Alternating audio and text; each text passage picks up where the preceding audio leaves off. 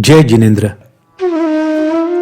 आत्मलक्षी मौन साधिका साध्वी रत्ना परम पूज्य श्री किरण प्रभाजी महाराज साहब, इनकी अद्वितीय जीवन यात्रा की कहानी सद्गुणों का शतदल। लेखन डॉक्टर देवेंद्र बोरा। सत्प्रेरणा पूज्य श्री पीयूष दर्शनाथ जी महाराज साहब, पूज्य श्री प्रशम दर्शनाथ जी महाराज साहब एवं पूज्य श्री विपुल दर्शनाथ जी महाराज साहब। वाचक स्वर सुनील गोडसे। सद्गुणों का शतदल। अध्याय 4। आदर्श गुरुनी।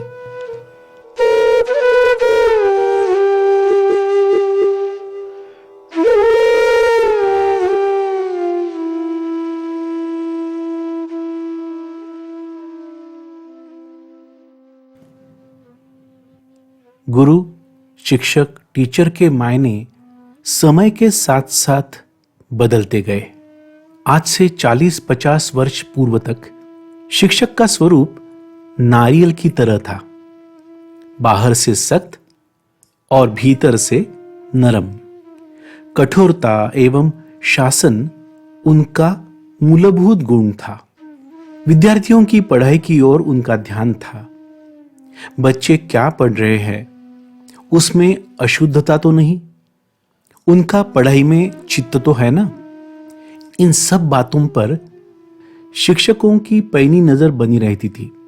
पढ़ाई में कोई भी ढिलाई, कोई कोताही अस्वीकार्य थी। पढ़ाई में कोई कसर रहने पर दंड निश्चित था।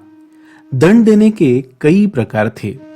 बेंच से लेकर कक्षा के बाहर खड़ा करना, मुर्गा बनाना या फिर मुंह पर चमाट, चाक या डस्टर, जो वर्ग की सामान्य सामग्री थी। शिक्षक को यदि गुस्सा आ जाए तो इनका इस्तेमाल हथियार के तौर पर बनते देर नहीं रहती थी।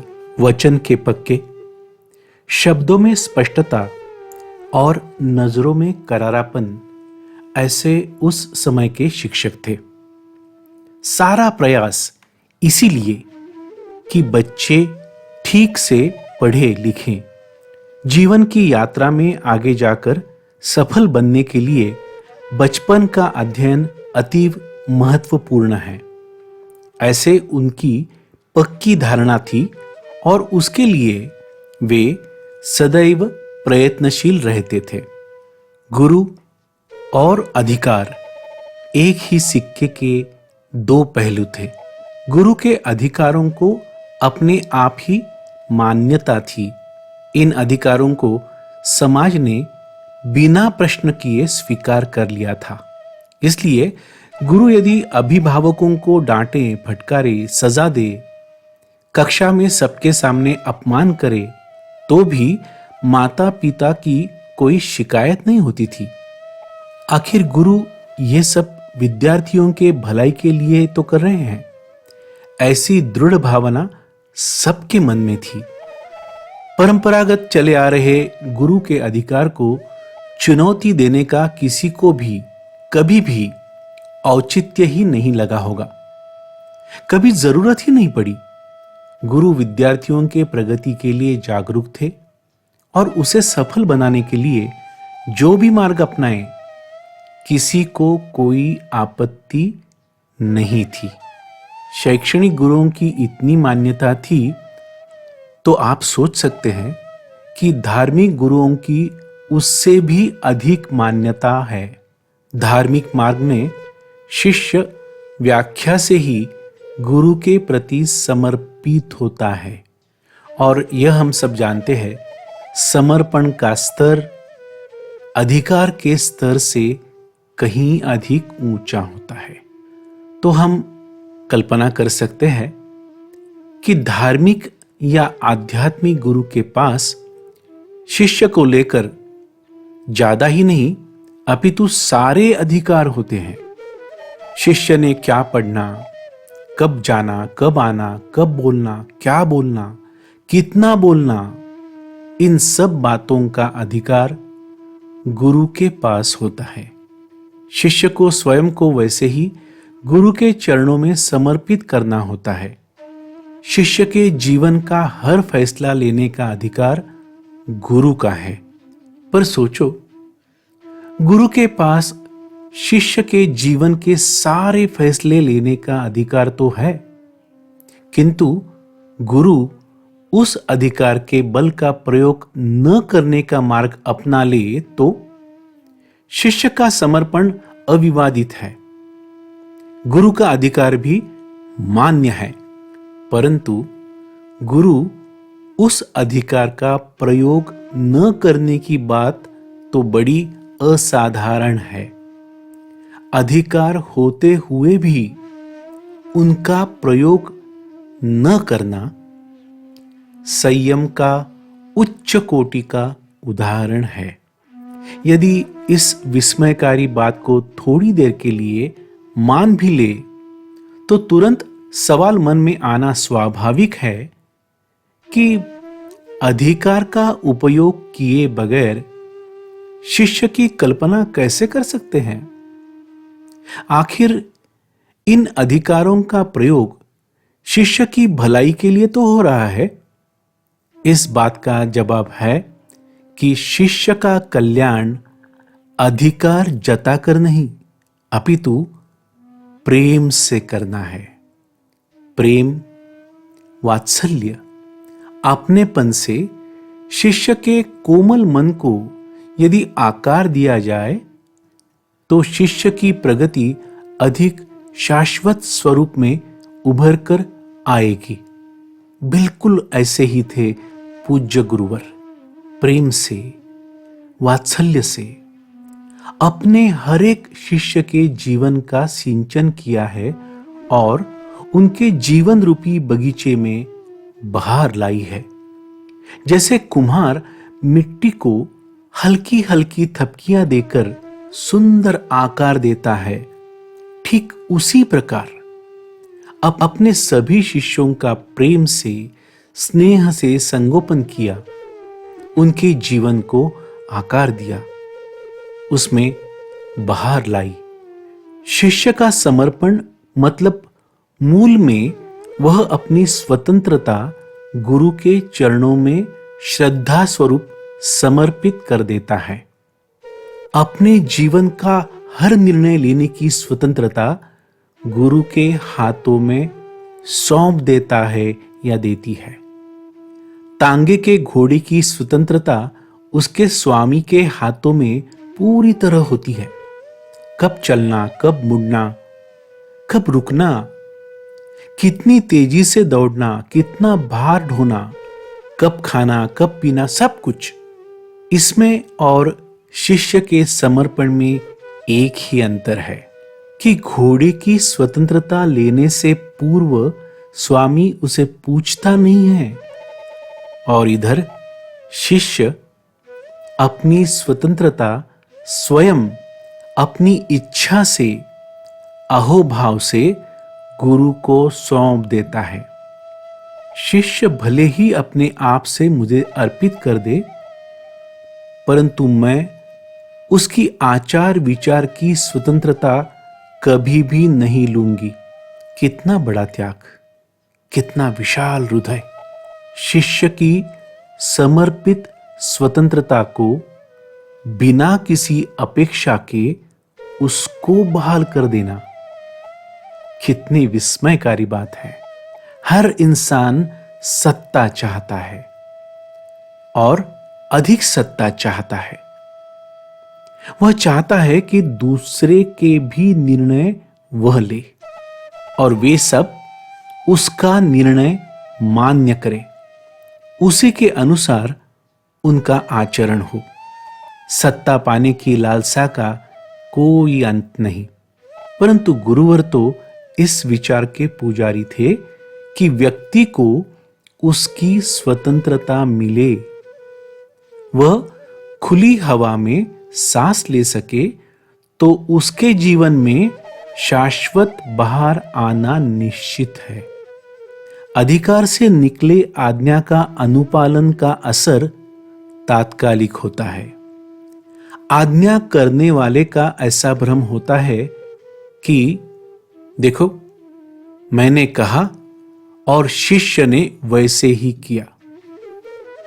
पर इस रास्ते में एक बहुत बड़ी त्रुटि रह जाती है कि शिष्य को क्या लग रहा है, क्या महसूस हो रहा है, इस आयाम को कोई स्थान नहीं।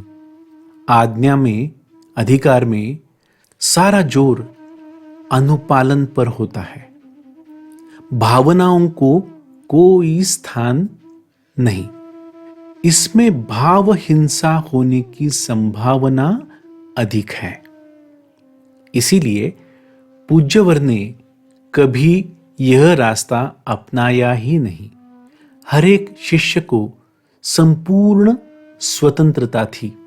अपनी इच्छानुसार कार्य करने की स्वतंत्रता पूज्य गुरुवर का अपने सभी शिष्यों के लिए सबसे बड़ा उपहार था। अनमोल उपहार, अद्वितीय उपहार। 1947 के पहले भारतवर्ष में जन्म लेने वाले स्वतंत्रता की अहमियत बखूबी जानते हैं। पिंजड़े में कैद तोता स्वतंत्रता की आर्त गुहार लगाता होगा। स्वतंत्रता की अहमियत उसके न होने पर ही समझ में आ सकती है। गुनाह सिद्ध होने पर न्यायाधीश सजा के तौर पर अपराधी की स्वतंत्रता छीन लेता है और उस व्यक्ति को कैद कर लिया जाता है। गुरुवर ने अपने आदर्श व्यवहार में शिष्यों की स्वतंत्रता का संपूर्ण आदर किया, सम्मान किया।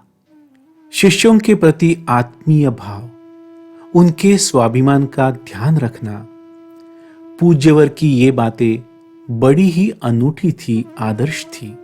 तभी तो मात्र 35 वर्ष के काल में, यानी सन 1982 से 2017 तक, एक नहीं, दो नहीं, तो कुल 14 भव्य आत्माओं ने आपकी नेशराय में दीक्षा ग्रहण की। डॉक्टर, इंजीनियर, एमए जैसे उच्च शिक्षित एवं महाराष्ट्र के पश्चिम तथा उत्तर के कई क्षेत्रों से तथा कर्नाटक राज्य से भी अनेकों को आपकी विचारधारा और आचरण इतना मंत्रमुग्ध कर गया कि अपनी मोक्ष के मार्ग की यात्रा के लिए आपको अपना नायक चुना। उनका संक्षिप्त परिचय इस प्रकार है। पूज्य श्री प्रीति दर्शनाथ जी महाराज साहब, दीक्षा 29 अप्रैल 1982, पूना। पूज्य श्री पीयूष दर्शनाथ जी महाराज साहब, दीक्षा 12 मई 1986, अहमदनगर। पूज्य श्री प्रशम दर्शनाथ जी महाराज साहब, दीक्षा 15 मई 1986, अहमदनगर। पूज्य श्री विपुल दर्शनाथ जी महाराज साहब, दीक्षा 29 नवंबर 1987, अहमदनगर। पूज्य श्री ओजस दर्शनाथ जी महाराज साहब, दीक्षा 29 नवंबर 1992, जुन्नर। पूज्य श्री रश्मि दर्शनाथ जी महाराज साहब, 20 फरवरी 1997, बंगलोर। पूज्य श्री रुचि दर्शनाथ जी महाराज साहब, दीक्षा 20 फरवरी 1997, बंगलोर। पूज्य श्री रुजु दर्शनाथ जी महाराज साहब, दीक्षा 6 अप्रैल 2001, अहमदनगर। पूज्य श्री रुचक दर्शनाथ जी महाराज साहब, दीक्षा 8 मई 2003, अहमदनगर। पूज्य श्री पावन दर्शनाथ जी महाराज साहब, दीक्षा 11 मई 2008, पाचोरा। पूज्य श्री आरोही दर्शनाथ जी महाराज साहब, दीक्षा 6 जून 2011 पूना, पूज्य श्री मधुर दर्शनाथ जी महाराज साहब, दीक्षा 21 जून 2012 अहमदनगर, पूज्य श्री काव्य दर्शनाथ जी महाराज साहब, दीक्षा 26 अप्रैल 2015 अहमदनगर, और पूज्य श्री सफल दर्शनाथ जी महाराज साहब, दीक्षा 6 फरवरी 2017 मुंबई। मातृवात्सल्य गुरुवर का स्थायी भाव था। जैसे मां अपनी संतान को निहारती है, संवारती है, दुलारती है, प्रोत्साहित करती है, दुर्घटनाओं से बचाती है ताकि वह पूर्ण रूप से विकसित हो, उसी तरह पूज्यवर ने अपने सभी शिष्यों को पनपने का पोषक वातावरण प्रदान किया। और सबसे महत्वपूर्ण बात, यह सब सहजता से था, नैसर्गिक था, उसमें कृत्रिमता बिल्कुल भी नहीं थी। गुरुनी तो आप थे, लेकिन कभी शिष्यों पर उसका अधिकार न जमाने की वजह से एक मार्गदर्शक का एहसास दिलाते थे। शिक्षा का आपको बहुत महत्व था। शिष्य यदि अध्ययन करना चाहे, ज्ञान अर्जित करना चाहे, तो उसे हर प्रकार की सहायता, हर प्रकार का प्रोत्साहन आपसे प्राप्त होता था। शिक्षा जीवन का आधार है और जो शिक्षा प्राप्त करेगा वही जीवन में आगे बढ़ पाएगा, ऐसा आपका दृढ़ विश्वास था। शिक्षा के मार्गक्रमण में शिष्य को किसी भी प्रकार की बाधा न आए, ऐसा आपका सदैव प्रयास रहता था। शिष्यों को विचारों की स्वतंत्रता, अभिव्यक्ति की स्वतंत्रता, हर एक शिष्य से सहज आत्मीयता आपकी विशेषता थी। एक मां की तरह अपने शिष्यों का ख्याल रखना, उन्हें आजादी देना, उनके स्वास्थ्य के प्रति जागरूक रहना, ऐसे सभी व्यवहारों से आप असामान्य सिद्ध हुए। शिष्य कोई तपस्या करना चाहे, फिर वह एकदम छोटी ही क्यों न हो, और आपको उनके स्वास्थ्य ठीक न होने की थोड़ी भी शंका हो, तो शिष्य के बहुत अनुरोध के बाद भी आप आज्ञा नहीं देते थे। आप प्यार से समझाते, थोड़ो थाम, पछे करजे, अभी थोड़ा रोक लगाते हैं, स्वस्थता होने पर जरूर करना। स्नेह एवं वात्सल्य से ओतप्रोत शिष्यों के साथ आपका व्यवहार सही मायने में आदर्श आचरण था, अनुकरणीय है। अपने शिष्यों के जीवन पथ पर, संयम मार्ग पर अग्रसर होने हेतु मार्गदर्शन करना, उत्साह बढ़ाना, सोचने की स्वायत्तता प्रदान करना, उचित अनुचित का भेद समझाना, जीवन का आनंद उठाने के लिए स्वयं के आचरण से उदाहरण प्रस्तुत करना, छोटे से छोटे शिष्य का भी संपूर्ण सम्मान करना, ऐसे विविध पहलुओं से आप श्री ने गुरुनी जी का किरदार अलंकृत किया। अनन्वित लाभान्वित है आपकी 14 शिष्याएं, जिन्होंने ऐसी मातृ हृदया गुरुनी जी को पाया। निश्चित ही आप श्री की नेश्राय में सभी शिष्याओं का जीवन धन्य हुआ।